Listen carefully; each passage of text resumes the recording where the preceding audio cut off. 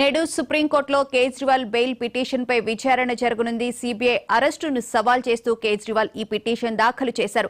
Bail కోసం 2 పిటిషన్లు దాఖలు చేశారు. కేజ్రీవాల్ విచారణ జరపనున్నారు. Justice Suryakant, justice Ujjal Bhuyan. Liquor పాలసీలో గత 5 నెలలుగా తీహార్ జైల్లో ఉన్నారు. Delhi CM Kejriwal liquor policy CBI కేసులో బెయిల్ తిరస్కరించింది. ఢిల్లీ హైకోర్టు బెయిల్ పిటిషన్ తిరస్కరణపై సుప్రీంకోర్టును ఆశ్రయించారు కేజ్రీవాల్.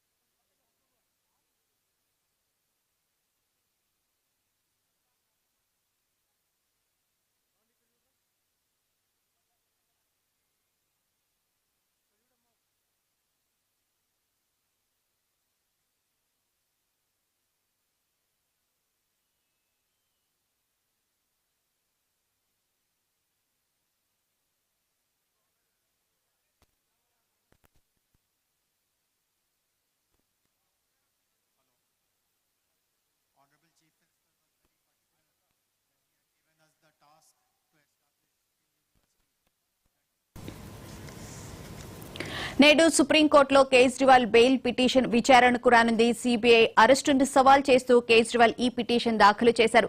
బెయిల్ కోసం 2 పిటిషన్లు దాఖలు చేశారు. కేజ్రీవాల్ విచారణ జరుపుతున్న ధర్మాసనం సభ్యులు జస్టిస్ సూర్యకాంత్, జస్టిస్ ఉజ్వల్ భుయాన్ ఉన్నారు. లిక్కర్ పాలసీలో 5 నెలలుగా తీహార్ జైల్లోనే ఉన్నారు. ఢిల్లీ ముఖ్యమంత్రి కేజ్రీవాల్ లిక్కర్ పాలసీ సీబీఐ కేసులో బెయిల్ తిరస్కరించిన నేపథ్యంలో ఢిల్లీ హైకోర్టు బెయిల్ పిటిషన్ తిరస్కరణకు సంబంధించి సుప్రీంకోర్టును ఆశ్రయించారు కేజ్రీవాల్. దీనికి సంబంధించిన పూర్తి వివరాలను మా ప్లానింగ్ ఎడిటర్ సురేష్ గారిని అడిగి తెలుసుకుందాం. సురేష్ గారు, సుప్రీంకోర్టును ఆశ్రయించారు బెయిల్ కోసం కేజ్రీవాల్ గారు. ఈసారైనా బెయిల్ వస్తుందని చెప్పి అనుకోవచ్చా? ఢిల్లీ లిక్కర్ స్కామ్ లో ముఖ్యంగా మనీష్ సిసోడియాకి, అలాగే గత కొద్ది రోజుల్లో కవితకు కూడా బెయిల్ వచ్చింది. ఈ నేపథ్యంలో కేజ్రీవాల్ కూడా బెయిల్ వచ్చే అవకాశం కనిపిస్తుందంటారా? భువన్ గారు, మీరు చెప్పినట్లు అంటే బెయిల్ వచ్చే అవకాశం అయితే కనిపిస్తోంది. ఎందుకంటే అసలు లిక్కర్ కేసులో కీలకమైన సూత్రధారులుగా భావిస్తూ ఉన్న అంటే మనీష్ సిసోడియా, కాకపోతే 18 నెలల పాటు ఆయన జైల్లో ఉన్నారు. ఆయనకి మొత్తం ఈడీ, సిబిఐ 2 కేసుల్లో కూడా సుప్రీంకోర్టే బెయిల్ మంజూరు చేసింది. ఎందుకంటే విచారణ ఇంకెన్ని నెలలు మీరు అలా కొనసాగిస్తూ ఉంటారు. ట్రయల్లోనే శిక్ష, పనిష్మెంట్ అనేది సరైనది కాదని చెప్పి చాలా స్పష్టంగా వ్యాఖ్యానించిన సుప్రీంకోర్టు అదే కవిత గారు కూడా వర్తించారు. ఈవెన్ విజయ్ నాయర్, ఇంకొక కింగ్ పిన్ గా మనకి అభివర్ణించిన సిబిఐ గాని ఈడీ గాని అభివర్ణించిన విజయ్ నాయర్ కూడా సుప్రీంకోర్టు బెయిల్ మంజూరు. అదే విజయ్ నాయర్ కూడా 23 నెలలు ఉన్నాడు. కానీ ఇక్కడ మనకి అరవింద్ కేజ్రీవాల్ గారి విషయంలో ఆల్రెడీ ఈడీ పరంగా బెయిల్ మంజూరు చేశారు.